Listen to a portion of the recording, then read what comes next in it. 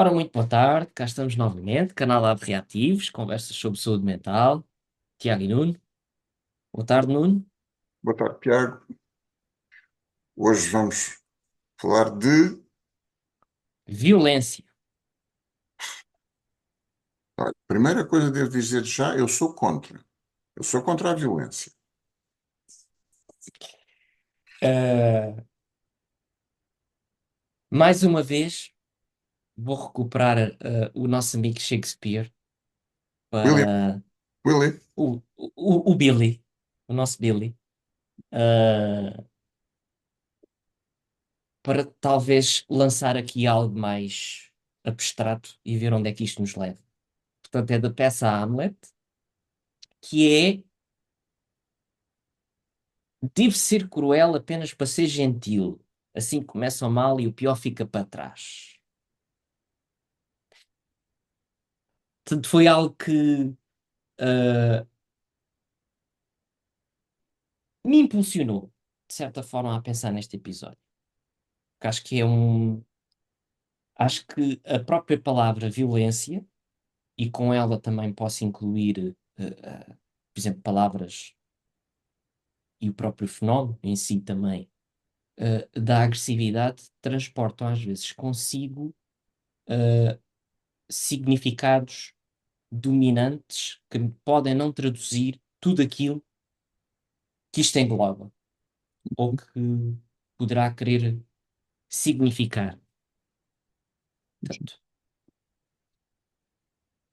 Mas eu acho que lançaria aqui estas interrogações para o ar, que é: o que é violento? O que é violência? Ah, afinal, isto é o quê? É algo que impressiona? É algo que deveria impressionar, mas não impressiona? É isto tudo? Não sei. Portanto, acho que tem um significado assim muito, que eu acho que é amplo, mas as pessoas às vezes trazem um significado, por exemplo, em clínica, acho que o significado às vezes vem muito fechado. é. E, e se calhar eu queria já fazer aqui uma clarificação. Muitas vezes as pessoas confundem violência com agressividade. Ah, o que, pelo menos na área da psicologia, saúde mental, são duas coisas diferentes.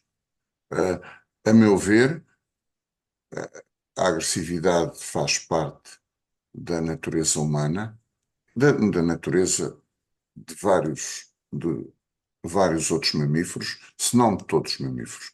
Assim, pensando só sobre o joelho, pelo menos dos predadores, faz parte É, da E vida da mental. própria, e da própria natureza, não é? O planeta tem erupções sísmicas, tem cataclismos naturais, não Epá, será isso? Tiago, essas coisas põem-me os cabelos em pé. Que é, o planeta não tem uma vida psíquica. Epá, eu sou capaz de esticar, sou capaz e faço até, defendo bastante a ideia de nós esticarmos eh, o- os fenómenos psíquicos a outras espécies, seres vivos. Epá, agora, a realidade física, que ela seja agressiva, pode ser cruel, pode ser violenta. Agora, não tem a propriedade psíquica que é aquela que está apensa à agressividade, que eu acho que é um Uhum. fenómeno psíquico e que é inerente à condição mental. Aliás, muitas vezes os pacientes queixam-se que eles próprios que são muito agressivos, ou que o cônjuge ou o filho ou lá o que é agressivo. Não, é agressivo, como se a agressividade fosse uma coisa que se possa viver sem. Ah, se possa viver mentalmente sem a agressividade. Portanto, eu gostava de fazer esta clarificação. A violência pressupõe o ato, ah, pressupõe o ato que pode ser até a omissão de algo, um não ato pode ser extremamente violento, pode ser extremamente destrutivo. A agressividade, bom, é uma força do nosso aparelho mental que condiciona uma grande parte do processo mental. Ahm, eu gosto de fazer gosto de citar isso, não sou entendido na matéria, mas agora já sei o nome. Ahm, de acordo com a mitologia hindu, há uma trindade divina que inclui Brahma, Vishnu e Kali. Kali? Epá, é sempre aqui que eu me engano. Ou Shiva? Não, Shiva é a deusa. Ok, Kali. Que são deuses, entes, entidades, Brahma associado à criação, Vishnu à preservação e Kali à destruição. Uhum, Nenhum deles é o deus do bem ou o deus do mal, nenhum deles é imbuído de um valor negativo ou positivo à partida. Eles são encarados como fazendo parte da vida, como fazendo parte da realidade. São incontornáveis, né? Eu acho, não gosto de deixar de fora esta ideia de Vishnu, a divindade da preservação e manutenção das coisas, né? Que era de facto uma divindade que devia inspirar muito mais os nossos governantes, porque não basta criar hospitais maravilhosos, é preciso preservá-los, porque senão aquela porcaria às tantas parece uma casa de ratos. Ah, bom, mas não divergindo com essas brincadeiras. Ahm, que eu saiba, um dos autores na psicanálise que mais falou, e de melhor, e de forma mais sintónica com aquilo que eu penso, portanto, já foi o Donald Winnicott. Ah, portanto, o Donald Winnicott, sabendo o que é que eu pensava, formulou muito bem esta ideia. Estava a ser irónico. Ah, e ele fala da agressividade como algo natural no ser humano, na vida mental dos seres humanos, e cuja repressão da agressividade é a principal geradora de. Não é a principal geradora de doença mental, mas é a principal geradora dos danos que normalmente se atribuem à agressividade. Não sei se não me enrolei aqui com as palavras, mas o que ele defende em dada altura é não é o indivíduo ser mais ou menos agressivo, ter agressividade ou não ter agressividade, que causa estragos. Os estragos advêm da repressão da agressividade. uhum.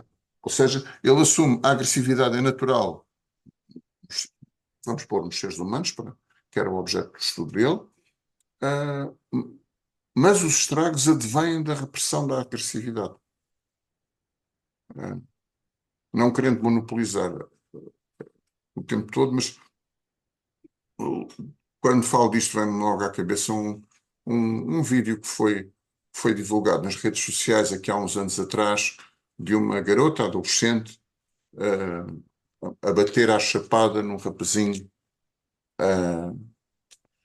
que levava chapadas e não se defendia, não fugia. Estava a levar chapadas.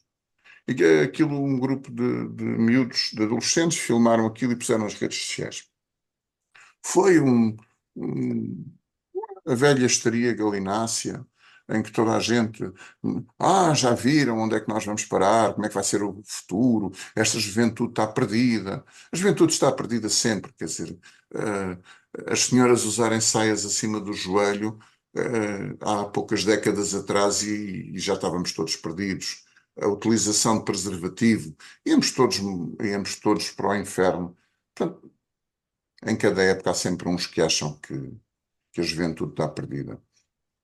Mas o que foi muito engraçado é que as críticas caíram sempre e só sobre a rapariga que estava a ter um comportamento violento sobre o rapaz. Mas ninguém, parece-me, reparou o comportamento estranho daquele rapaz que não fugia, não se defendia, não fez nada. Ele estava paralisado, estava a ser agredido e não se conseguia defender. Defender-se, entenda-se, atacar ou fugir. Ficou parado. Preservar-se. E ninguém se chocou com este jovem que não se consegue defender. Isto leva-nos um pouco. Será que é assim tão normal que as pessoas não se consigam defender?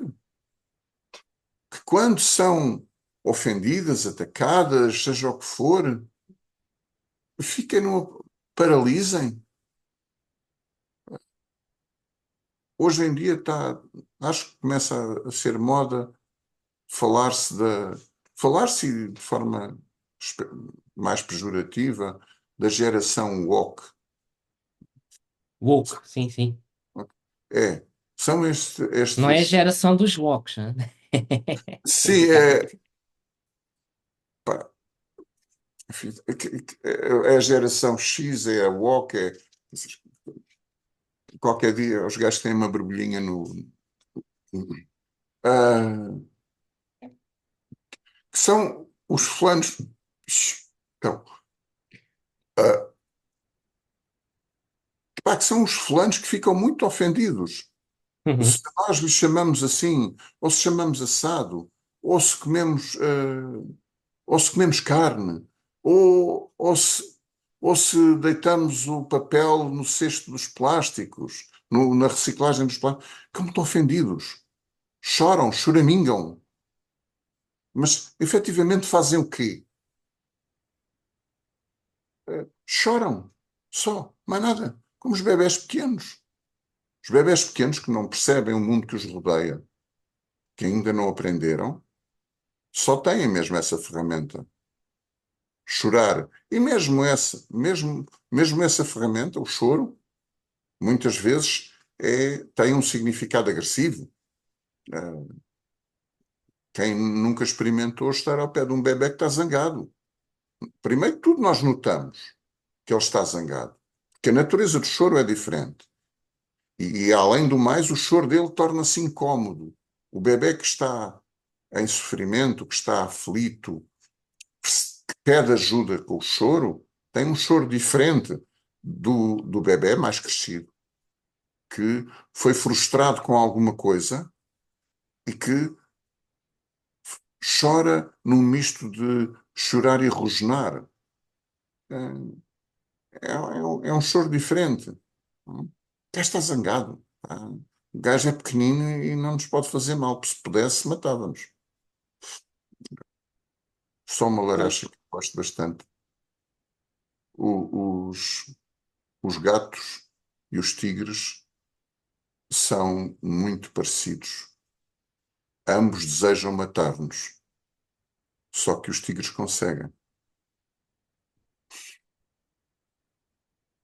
Eu aplico isso muito aos bebés. Quer dizer, os bebés também têm desejo de morte em relação a quem os rodeia. Naturalmente. Felizmente são pequeninos e não nos conseguem fazer estragos, porque se conseguissem, fariam o mesmo que um tigre faria. Mas estiquem. Bem, eu acho que comentaria primeiro a questão que falaste do Winnicott, que acho que é algo que começa, não querendo entrar aqui muito em teoria, mas é algo que começa com Fairbairn, e traz uma mudança de paradigma substancial dentro da psicanálise, a nível teórico, que é considerar que a agressividade não é constitucional, mas advém de do embate frustrante com o ambiente. Eu acho que é um pouco essa ideia. Pronto, isto é apenas um comentário. Que em Freud eu acho que eh, em Freud e talvez, não sei se em Klein, mas talvez diria mais Freud, as coisas são muito determinísticas. Portanto, a agressividade é, é de cariz constitucional. É a ideia que eu tenho, assim dito de uma forma muito simplista. No entanto, eu não posso deixar de comentar, obviamente, que a passividade pode ser uma forma de violência contra o próprio, Ou contra terceiros. ou contra terceiros. O momento atual internacional que nós vivemos é um exemplo acabado disso. Nós estamos a assistir a um massacre de uma população passivamente. Vamos adiando, porque ainda não é tempo de tomar posição e estão a morrer diariamente centenas, milhares de pessoas. Porque a comunidade internacional não faz nada. Este não fazer nada, neste caso, em concreto, é intencional. Aquelas pessoas são para abater, são para ser assassinadas. Aquelas pessoas não têm direito, não lhes é reconhecido o direito a existir. Uhum. Apesar da Carta dos Direitos Humanos e dessa. Assim, é um papel, acho que é um papel que tem lá umas coisas escritas. Ah,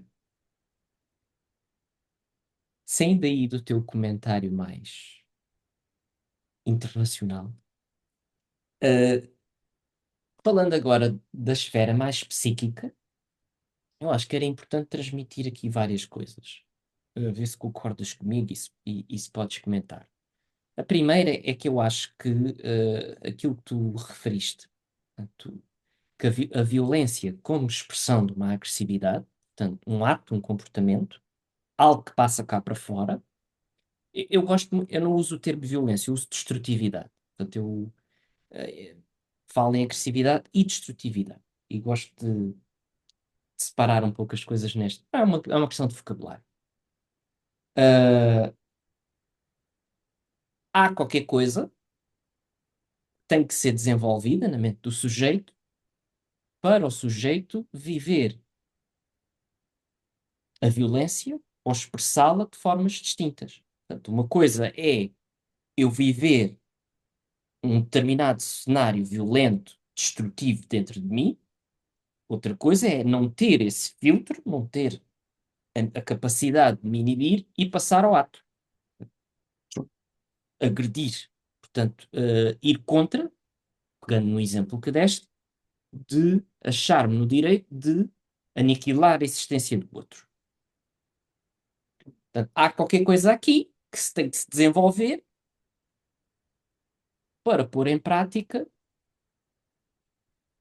esta questão de força. Eu vejo-te aí. Tem que não se desenvolver. O meu ponto de vista é de que, naturalmente, nós nascemos agressivos e violentos. Hum, Somos predadores.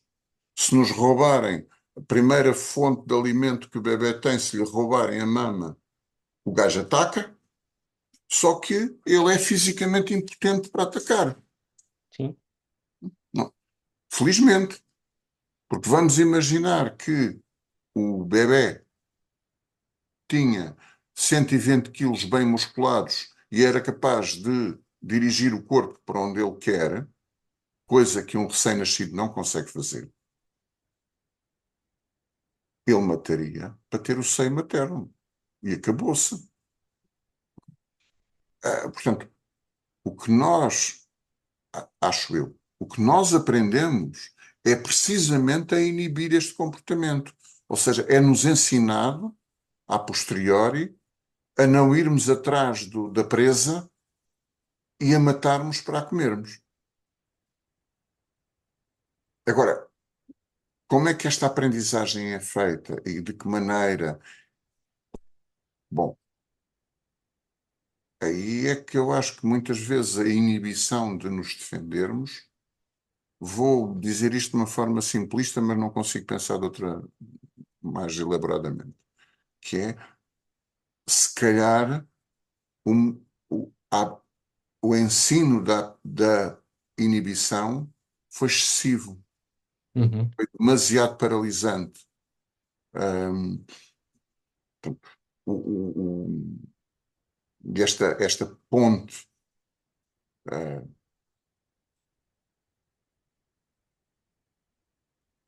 ficou demasiado estreita. E aquele comportamento que em dadas alturas faria falta, uh, eu defendo que o comportamento violento por vezes é necessário na vida. Uh, Se a inibição for muito grande, esse comportamento não está lá. Então, somos vítimas passivas.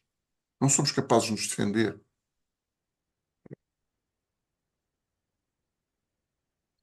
Eu estava aqui a pensar numa coisa, mas não se pode dizer. Uh, Inibe-te. é melhor me inibir, né? Ah, pois, eu gosto, pelo menos no referencial que eu mais me identifico e aquele que me é mais familiar, ah, eu vejo muita aptidão. Pronto, isto é uma ótica mais bioniana de pensar. Eu vejo muito o pensamento como a criação de uma faculdade que permite ao sujeito, lá está, como o Freud dizia, adiar temporariamente este desprazer e procurar um prazer ulterior mais seguro, né? Portanto, esta emergência que ele chamava do processo secundário, de o sujeito se deter e poder transformar aquilo que tem dentro dele em algo mental, em algo que possa usar, que possa criar, que possa expandir. E Bion, pronto, aprovou muito esta linha de pensamento e expandiu-a, pronto, para o seu referencial teórico próprio. Ah, e eu pegaria nisto, pronto, para mim acho que há muito esta faculdade, não é, do pensar. Portanto, não vou dizer que a pessoa que pensa não pode ser violenta, não é? Obviamente, não. Sim. Mas, por exemplo, uma coisa que é extremamente violenta de observar, na clínica é a depressão, que se vê, obviamente, aí a inflexão da agressividade do sujeito contra ele próprio. Portanto, o sujeito não se zanga, não se expande, ou seja, está em guerra com ele próprio para não estar em guerra com um outro. Ou outros que, em determinado momento, ou por determinadas vicissitudes, a história ou o vivido levou a esta determinada conjetura.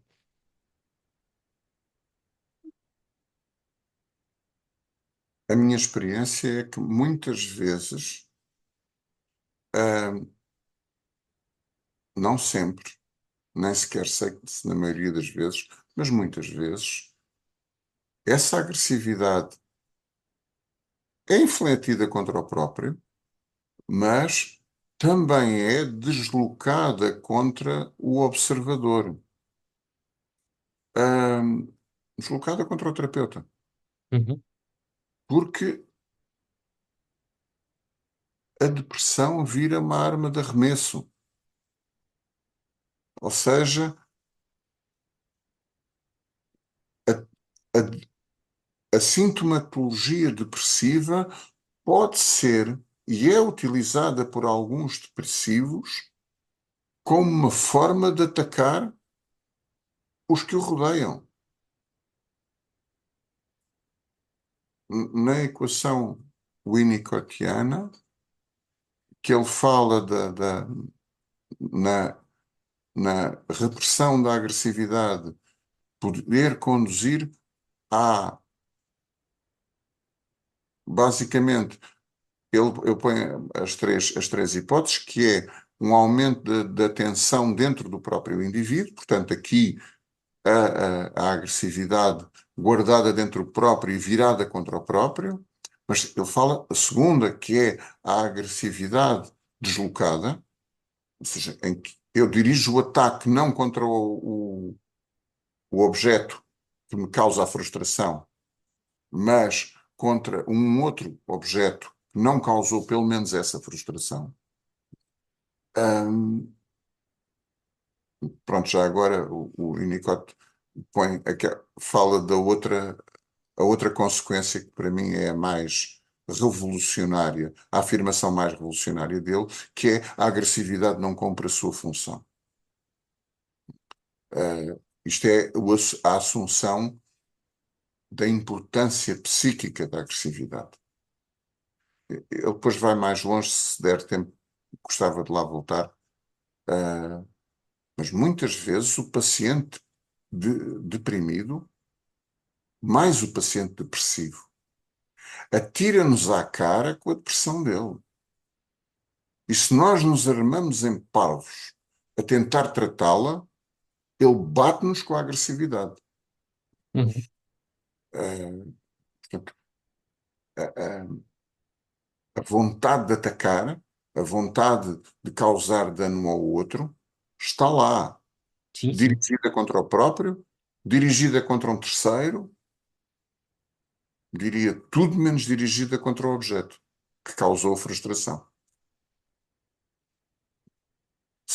Eu acho que posso estar a dizer uma grande baboseira, mas há algures em tempos li que os hipnotizadores de serpentes, que todos nós achamos muita graça quando vemos aquelas imagens dos indivíduos a tocarem flauta e a serpente a prestar atenção à música, não está a prestar atenção à música. Ela levou várias vezes com a flauta na cabeça. O treino delas é feito mesmo dessa maneira. Leva com a flauta na cabeça. Uma vez e outra e outra. Então ela presta uma atenção enorme à flauta, não é à música. É à flauta. Porque a flauta faz-lhe doer. Portanto, e se nós dermos na cabeça de um ser qualquer,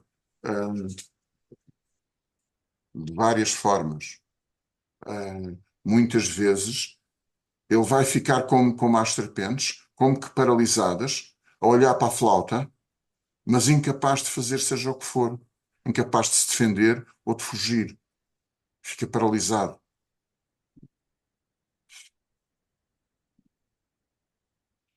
Ah, aproveitando agora isso, ah, uma vez que já tocámos aqui no eixo mais depressivo, ah, muitas vezes acontece também o paciente perguntar: sou um psicopata ou um sociopata?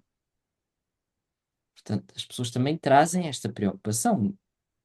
Parece-me eu muito determinado ou determinada por aquilo que vê nos filmes, nos documentários, naquilo que é falado a nível dos mídia. Eu acho que também era interessante, e aqui lançava-te a bola, não é? Portanto, o que é isto da sociopatia e psicopatia? Não é? Epá, essa é uma grande pergunta. É, mas efetivamente as pessoas, muitas, sobretudo criados numa sociedade como a nossa,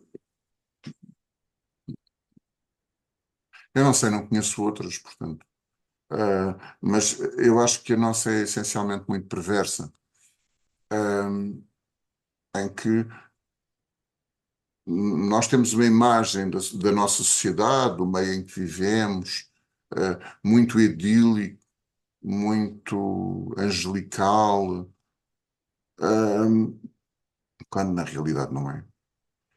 E somos ensinados desde muito pequenos a proscrever toda a pulsão agressiva, toda a pulsão mais destrutiva. Ah, É claro que todos nós, na condução, já tivemos vontade de matar o gajo que vai à nossa frente. Ah,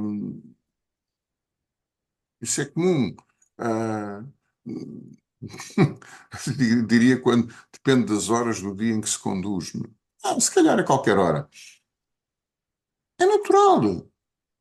Agora, dou só lá um passo atrás, porque eu pus-me para aqui a falar, porque o tema da agressividade barra da violência é um tema que me é muito querido. Uhum. E não quero que fique a ideia de que sou um apologista da violência. Não é? Eu considero como uma força natural dos seres vivos, do ser humano como ser vivo que é, a, a pulsão agressiva, o drive agressivo, chamem-lhe o que quiserem. Ah, Ainda mais porque somos predadores. Nós, humanos, somos predadores. Nós caçamos para comer. Não é? Nós já caçamos por interposta pessoa, mas continuamos a caçar para comer. Matamos para comer. Hum,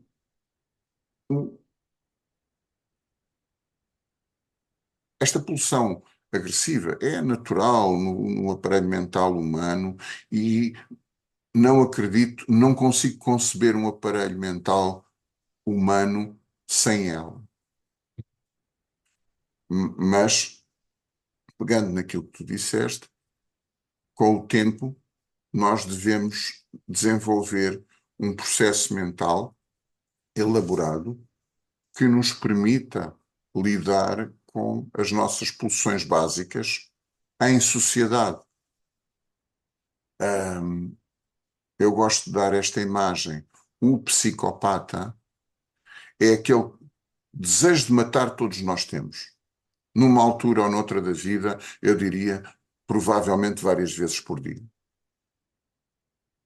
A diferença entre o psicopata e os outros é que o psicopata tem desejo de matar e mata. O psicopata tem desejo de violar e viola.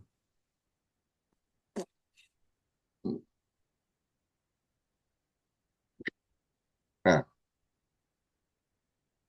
estava aqui. Em relação, por exemplo, à violação, portanto, a imposição de um ato sexual a outra pessoa que não o deseja, ah, levanta-se uma questão no que diz respeito à psicopatia, que é,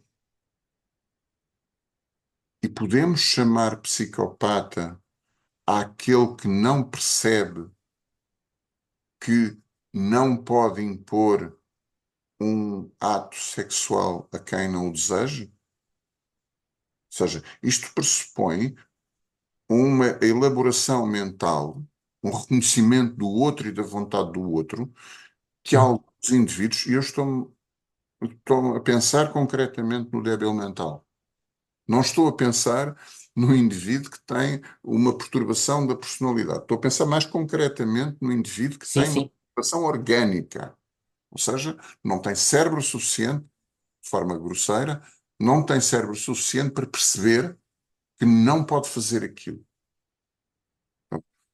Isto agora, para chocalhar um bocadinho as águas da sociopatia e psicopatia, que é o que dizer do débil mental que não percebe que não pode cometer aqueles atos. Diferente do indivíduo com a perturbação da personalidade, que eventualmente até reconhece a proibição social de os cometer, mas comete-os na mesma. Não há, não há filtro. Enquanto o filtro do outro funcionou a mais, o filtro deste funciona a menos. Uhum. Sabe tudo. Não é tudo. Ah, Aliás, ele reconhece e recusa. Portanto, é muito na linha da perversão, não é? Portanto, uhum. Aliás, o, esse, ele reconhece e recusa. Portanto, é muito na linha da perversão, não é? Portanto, Não sei se não é muito mais na linha daquilo que tu disseste, da incapacidade de um processo secundário. Funciona muito mais perto do processo primário. Apetece-me, faço. Acabou-se. Não há, eh, não há aqui grande elaboração na coisa. É, porque a perversão também é um território muito amplo, não é? Mas sim, concordo. Eu também considero que as sociopatias, psicopatias estão muito próximas da dominância e emergências em processo primário, sim. Sim, sim, sim. Ou seja, Eh, de descarga imediata. é. Sem intervenção secundária, sem intervenção mental, psíquica que elabora ou transforma essa atividade mais primária. Portanto, são indivíduos crus. E para mim é uma questão que é fulcral, que é até que ponto é que o objeto é reconhecido como objeto, Uhum.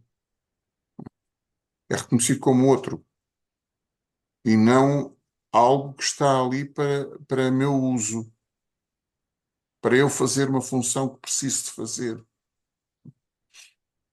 Sim, Eh, é complexo, não é? Porque nesses casos, corrige-me, por favor, mas não predomina ou não existe a alteração qualitativa da realidade, são indivíduos que mantêm esta prova da realidade, no entanto, trazem consigo um- uma perturbação, uma deficiência grave a nível da alteridade, não é? Não Tiago, mas eu compreendem. nem sei se não têm.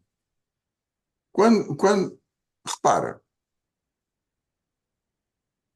quando um governante, por exemplo, toma medidas que sabe que vão conduzir centenas de milhares de pessoas a terem dificuldades de subsistência, a viverem em más condições, genericamente. Até que ponto é que este indivíduo não tem mesmo uma alteração da percepção, uma alteração qualitativa da percepção da realidade e acha que estas centenas de milhares de pessoas não são seres humanos como ele, não são dignos de viver com segurança, de viver de qualidade de vida.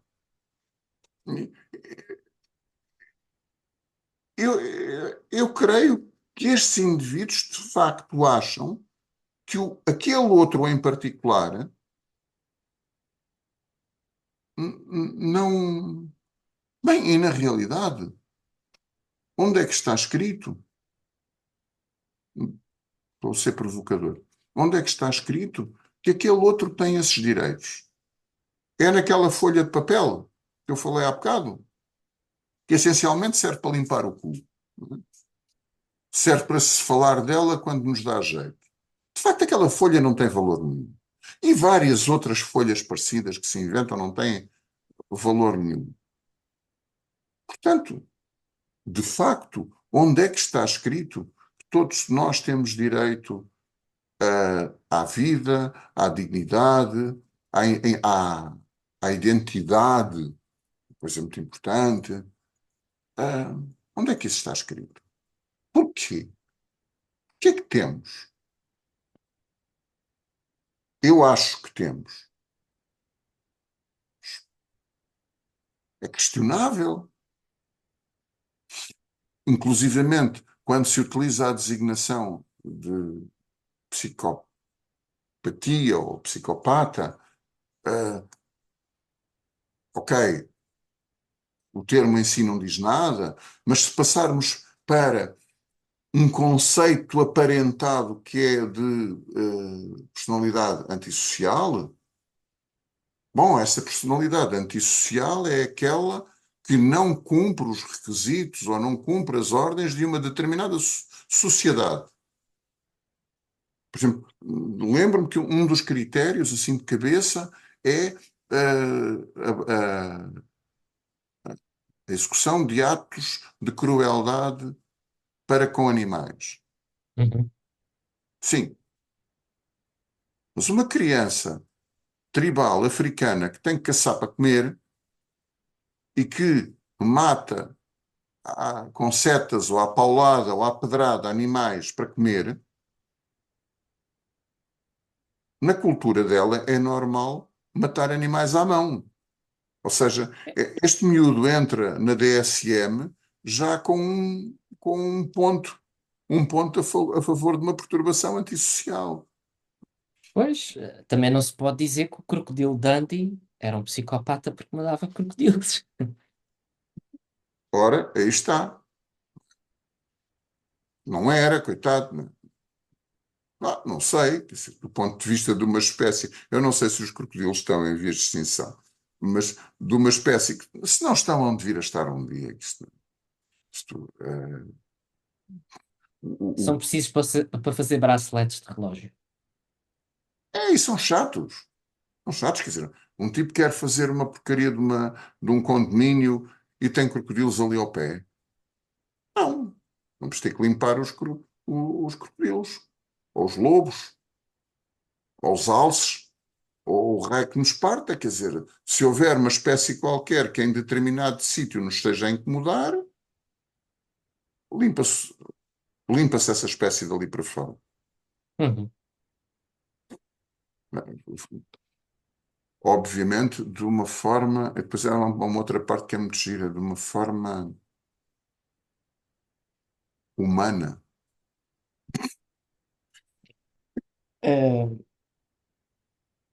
Não sei se querias acrescentar alguma coisa, mas aproveitando estes minutos finais, antes de entrarmos nas marteladas, ah, queria tentar aqui pensar contigo um bocadinho mais sobre isto, o que é a violência. E eu estava a pensar, por exemplo, no fenómeno do nascimento. Nascer não é uma coisa propriamente inerte, simpática. Não haverá também uma certa violência, por assim dizer, no nascimento? Portanto, há expulsão, um sair, um esforçar. É uma das coisas que as pessoas dizem que o bebé nasceu. O bebé não nasceu. Foi ou o útero materno ou o obstetra que nos tiraram lá de dentro. Nós não fizemos nada para nascer. Nós fomos um mero projétil do útero, naqueles que nasceram por via vaginal, ou fomos sequestrados por um. Estávamos lá muito bem quietinhos e um obstetra sequestrou-nos do interior do útero materno. Portanto, é um sequestro, uma expulsão do paraíso, assumindo a vida intrauterina como um paraíso. Uhum. Portanto, fomos expulsos de uma forma violenta. E já agora eu gosto de brincar, violenta e um bocado cruel, porque agora com estes romantismos todos, do papai ir assistir ao parto, isso assim, não são raros os papás que durante o parto desmaiam quando veem o bebê nascer, porque a cena é bastante cruenta e algumas pessoas com a emoção do momento também, quer dizer, Impressiona. eh, o sujeito. O que às vezes, em algumas equipas médicas que estão a assistir ao parto, é uma chatice, porque tem um parto natural que está a correr bem, um puto que está a nascer todo saudável, e entretanto tem o papá com a cabeça partida porque bateu com a cabeça no chão quando desmaiou.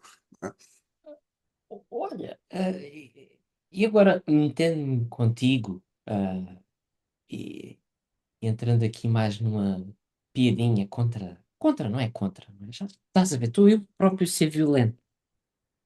Ah, acerca da comunidade médica, o cirurgião, porta, que vê as vísceras, que mexe nas vísceras, ah, tecnicamente falando, portanto, tem uma formação reativa, muito menos saliente que uma pessoa não cirurgiã ou não médica, portanto. Ah, afinal, o quê?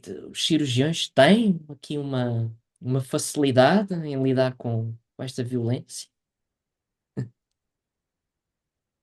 Violência ou crueldade? Ah, eu, a minha formação não foi nessa área, fiz o meu estágio em cirurgia, curto, um período de 3 anos. Tre- Epá, 3 meses. 3 meses, 3 meses. A especialidade de cirurgia é que tem uma duração de 6 anos. Pronto. E tive a honra de trabalhar numa equipa com um cirurgião que muito prezo e que tinha uma particularidade. O campo operatório deles sangrava muito pouco. Ele dedicava muito trabalho a manter, a cauterizar e a laquear pequenos vasos, por forma que quando entrava na cavidade abdominal, fazia, aí é a impressão que eu tenho, posso estar enganado, mas ele fazia muito desbridamento dos planos em vez de corte. Portanto, preservava as estruturas anatómicas para chegar onde queria chegar. Um, e o campo uh, operatório dele era extremamente limpo. Pareciam fotografias ou mesmo desenhos dos livros de anatomia. Quase não havia sangue. Uh, Portanto, o grau de crueldade na cirurgia um, não é sempre o mesmo. Não é? Inclusive, e isso já são coisas um bom bocado fora do meu tempo. Não é? Hoje em dia fazem cirurgias, não estou a falar nas laparoscópicas, mas fazem cirurgias com equipamentos em que, como se costuma dizer, só se fez um furinho, não se cortou quase nada. Se vai à procura do órgão que é para cortar, perfurar, seja o que for, com um mínimo de destruição de tecidos. Um, e lá está, mais uma vez, quem não for capaz de o fazer, se nenhum de nós fosse capaz de o fazer, hum, olha, eu nasci por cesariana, provavelmente teria morrido. Uhum, Né? uhum. Ah, que minha mãe não iniciava o trabalho de parto. Portanto, de outra maneira não era possível tirar-me cá para fora. Ah, teria morrido eu e a minha mãe. Teríamos morrido os dois. Alguém precisou de cortar o abdômen, cortar o útero, ir lá e puxar o puto. Eu faço sempre a fantasia que tinha umas luvas azuis. Não devia ser, mas pronto. Na altura não havia. Ahm, mas é assim uma coisa aterradora. Estava lá muito bem quietinho e de repente aparecem umas luvas por ali dentro e puxam cá para fora. Pá, enfim, assustador. Com uma vantagem. Repara, a crueldade hoje vai mais longe. É que o bebê nasce e pouco depois de sair dentro do útero da mãe já é contribuinte. Já tem um número na autoridade tributária. Eu só tive número na autoridade tributária, já era adulto, acho eu. Quer dizer, no meu tempo, as pessoas só se inscreviam nas finanças quando eram adultas. Adultas ou quando começavam a trabalhar.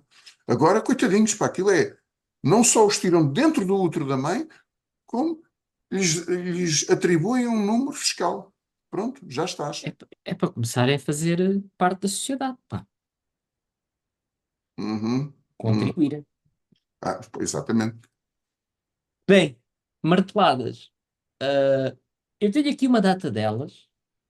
Como é que queres fazer? Martela tu, porque eu Ah, estou é? sem. Então, olha, vais comentando. Portanto, primeira martelada, temos a Laranja Mecânica, não é? Do Stanley Kubrick. Portanto, aproveitando até o espírito do episódio passado, não é? Que é A Clockwork Orange, que é um filme de 1971 que mostra muito bem, eh, de uma forma muito particular, também é baseado num romance homónimo, acho que é do Anthony Burgess, não sei se é assim. É um livro difícil de ler, é uma linguagem muito própria, eh, e um vocabulário muito, muito próprio. mas acaba por ser um exercício muito interessante. Aconselho também a leitura do livro, acima de tudo. O filme acho que é magistral, e mostra muito bem como um grupo de. Se pode dizer isto, não é? Hoje em dia é difícil dizer uma coisa destas.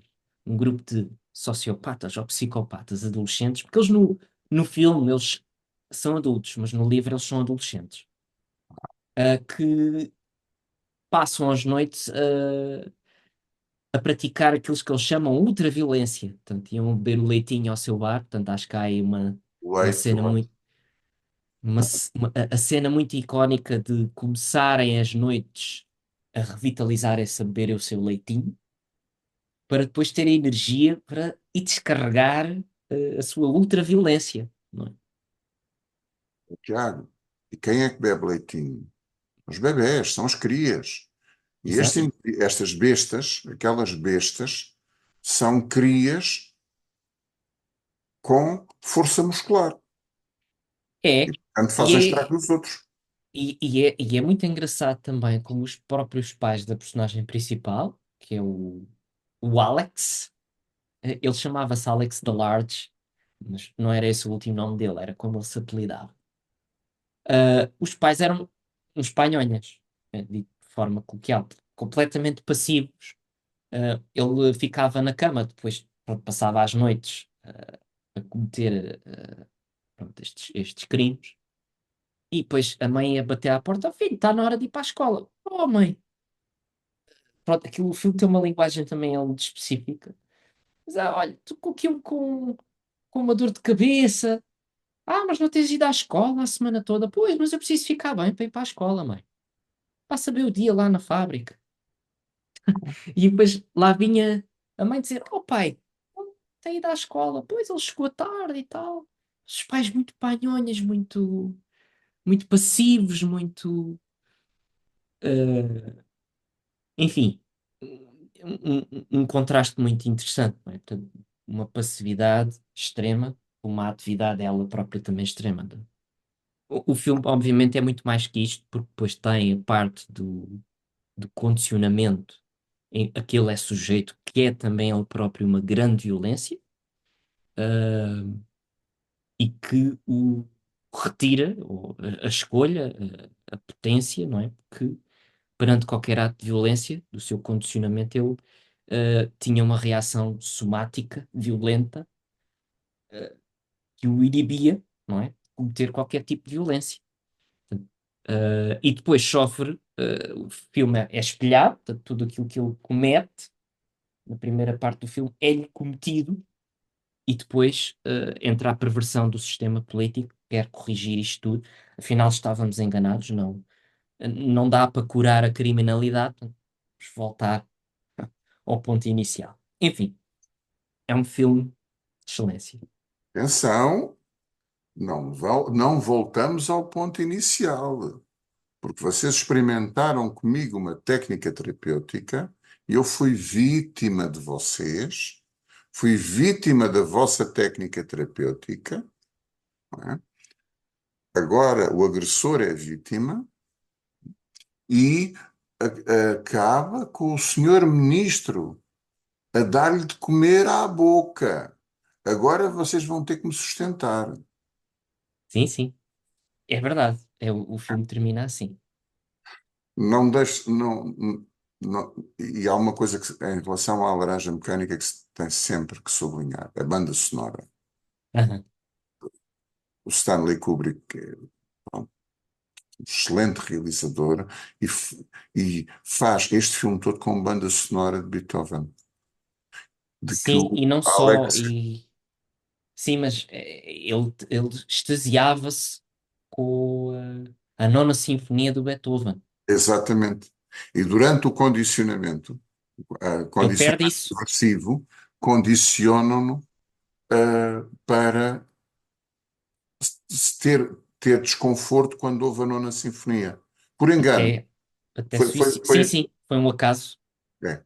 E é uma das coisas, para quem for ver o filme agora pela primeira vez, ou quem não tenha reparado nisso, no final do filme, O senhor ministro traz uma aparelhagem de som para lhe fazer, para lhe dar prazer, para lhe dar gozo, e quando toca, quando põe essa aparelhagem a tocar, toca a Nona Sinfonia de Beethoven. E é aí que ele Ele percebe não que o tem condicionamento. reação agressiva, não tem reação aversiva, ou seja, o Exatamente. condicionamento tinha se extinguido. Não é? Mas Pronto, e agora aí o estava à senhor prova, ministro ia ter que lhe dar de comer à boca. e aí ele próprio diz: estava curado. E aparece outra vez aquelas fantasias em processo primário, não é? Bem, segunda martelada, é o filme, também baseado no romance homónimo, do Bret Easton Ellis, que é o Psicopata Americano, que é um filme de 2000, com o Christian Bale. O livro também é mais interessante, mais rico. Uh, uma curiosidade, não sei se estou enganado, mas o Bret Easton Ellis, que não sei se chegou a ser consultor para o filme, ele escreveu este livro, o Psicopata Americano, e acho que ele foi buscar inspiração ao pai dele. E aqui era uma crítica, acima de tudo, à geração, não sei se pode chamar a geração Yuppie dos anos 80 norte-americana, portanto, da época de Ronald Reagan, eh, em que aqui há também muito o contorno narcísico, não é? De eles estarem a competir com os seus cartões, com os seus business cards, não é? Ah, fiz aqui o meu cartão, esta cor é osso, não é branco, é osso. E este relevo da letra, e depois, isso não é nada, olha lá aqui para o meu, com relevo de ondas, de veludo. Mas o filme, pronto, mostra também bem aqui, de uma forma algo parodiada, não é? Porque aqui depois também há muita difusão de identidade, que ele depois, no fim, uh, começa a confessar-se, a dizer que cometeu as atrocidades que vamos vendo ao longo do filme, mas eles próprios nem se conheciam uns aos outros. Portanto, tu és o Bateman, tu não és o Bateman, tu és o Paul Allen. Pronto. Ninguém se conhecia ninguém, toda uma difusão, um desligamento da condição humana, mas também um desligamento das relações, Pois, uma superficialidade. Depois ele explicava os cremes que aplicava, tudo superficial. E há pormenores deliciosos neste filme, e no livro também, não é? Porque ele, antes de iniciar os seus rituais de matar as pessoas, as suas vítimas, punha músicas a tocar e fazia críticas às músicas. Por exemplo, ao Genesis, do Phil Collins, ou Huey Lewis, que era o que estava na berra nessa altura. Ele explicava a carreira musical e fazia ali um discorrer de crítica que um psicopata em rigor não faz, não é? Porque não traz com ele essa capacidade de pôr ali aquela lírica toda. Pronto, é meu filho. Mas estás-te a epá, rir. essa eu discordo. A maior É. parte dos psicopatas são extremamente cultos. E não é uma condição para se ser psicopata.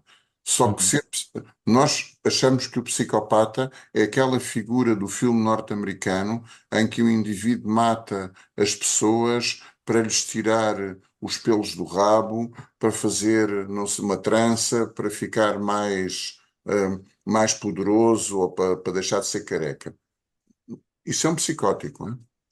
Isto são, Claro, isto são características psicóticas. O desrespeito pelo outro, ou o não reconhecimento do outro, esse traço que eu acho que esse sim é fundamental na psicopatia, esse existe aqui em todo o lado.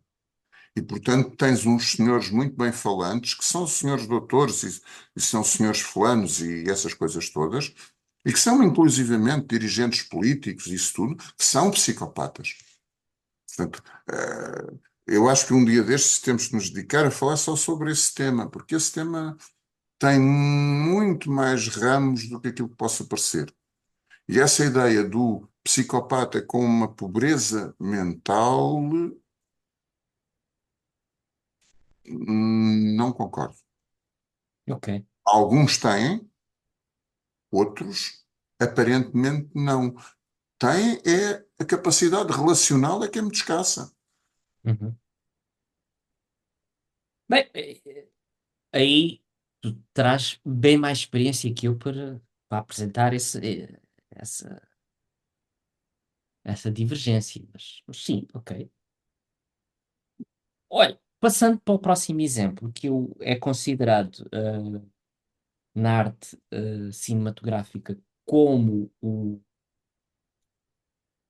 melhor exemplo do que é um psicopata, é o filme de 2007 dos irmãos Coen, que é Este País Não É para Velhos, No Country for Old Men, que mostra a história do indivíduo interpretado por Josh Brolin, que apanha uma mala de dinheiro da máfia, acho que é da máfia mexicana, mas já não me lembro bem, e eles lançam o Anthony Xirgu, não sei se é assim o nome dele, que é interpretado por Javier Bardem, uh, para recuperar este dinheiro. Portanto, e segundo os críticos e os peritos e tudo mais, é considerado o exemplo mais fiel do que é uma psicopatia. Isto é o que se diz, não estou a dizer que é o que eu digo. Mas é também um filme, pronto, já é dos irmãos Coen, são realizadores e argumentistas bastante consistentes e que apresentam sempre uma qualidade muito acima da média a nível das suas obras. Depois, tenho mais duas. Dentro destas duas últimas, gostava de falar também de Uma História de Violência, que é um filme do David Cronenberg. Este realizador tem um background de artes plásticas, que é também o realizador da Mosca. Não Hum, sei, acho que é um filme bem conhecido, que um dia haveremos de falar. Que É uma obra, a meu ver, intemporal. Uh, É um realizador muito visceral, que gosta muito de mostrar as cenas viscerais, explícitas, cruas, uh, não sei dizer, não tenho mais palavras. sim, pois, isso. Sim. E acho que este filme encaixa aqui muito bem em tudo o que falámos hoje. Uh, Desde numa primeira fase ou num primeiro capítulo deste filme, onde se vê dois psicopatas em peregrinação a irem cometendo de cidade em cidade os seus crimes, os seus horrores, até chegarem e se depararem com o personagem principal do filme, que é ele próprio também um indivíduo, por assim dizer, psicopata, não é? Que fugiu da máfia de Filadélfia para uma cidade mais interior e criou outra identidade e fez família e afastou-se desta vida de crime. No entanto, quando é posta à prova, a violência sai dele com a maior naturalidade e eficiência. Portanto, não, não perdeu a sua capacidade de executar, matar e não hesitar. Portanto, é um filme muito ele consistente também, na minha opinião. E um filme que aconselho, obviamente. Por último, não podia deixar de apresentar este, que é o filme do Oliver Stone, que é o Natural Born Killers, Os Assassinos Natos. Acho que é de 95, com o Woody Harrelson e a... Não me estou a lembrar do nome dela. Não é Charlotte Lewis. Juliette Lewis. Pronto, que mostra muito... Acho que de uma forma muito paródica a violência gratuita. O gratuito da violência, tá? Ou violência gratuita, não sei. Uma ou outra coisa, ou se as duas em simultâneo, de como O filme é todo ele violência, todo ele a gratuitidade da violência. Portanto, não há. Tem Hum. um filme que eu também já vi há muitos anos para ser honesto, viu na minha adolescência e já nunca mais o revi. Pronto. Tiago, não queria deixar. Sabes que os norte-americanos têm muita tendência para muita coisa. Mas uma das coisas para que têm muita tendência é precisamente para afirmarem a gratuitidade dos atos, dos maus. Ahm, e isso só por si pode ser de uma enorme violência. Ou seja, Sim, dividir o mundo quando, em bom ou em mau. sim, e quando eu ia atirar assim, uma pictórica, quando uma mãe pega num machado e desfaz completamente a cabeça do indivíduo que está a tentar molestar o filho dela, não podemos chamar violência gratuita. Uhum. Portanto, não é a mesma coisa. Eh, eu, inclusivamente, imagino que o ato violento nunca advém do nada. Tem uma origem mais simbólica, mais delirante, menos delirante, mais do concreto, mas tem uma origem. Nós podemos é Uhum. não conseguir lá chegar, podemos não conseguir perceber. Ah, Bem, eu podia ter dado muitos mais exemplos, até desde o próprio cinema, do Quentin Tarantino, que é todo ele muito pautado pelo humor negro, não é? Mas enfim, acho que chega, não é? Portanto, também o objetivo não é estar aqui a descarregar tudo, não é? Entrar em processo primário cinematográfico e... mas olha, acho que é um tema para nós voltarmos a pegar novamente, Ah, sim, sobretudo no que diz respeito à questão da psicopatia. sim, sim. Será que eu sou psicopata? Ah, eu acho que é uma boa pergunta e é uma pergunta que merece mais resposta.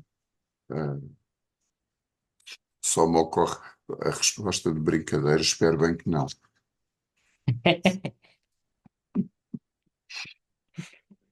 Muito bem, bom, já lá vamos, por aí fora. Despedimos sem violência Cândida, e olha, repara a voz. Onde é é, que eu já ouviste este tipo de voz? Hoje não resisto, mas vou despedir-me com um grande bem-ajam. e até uma próxima oportunidade.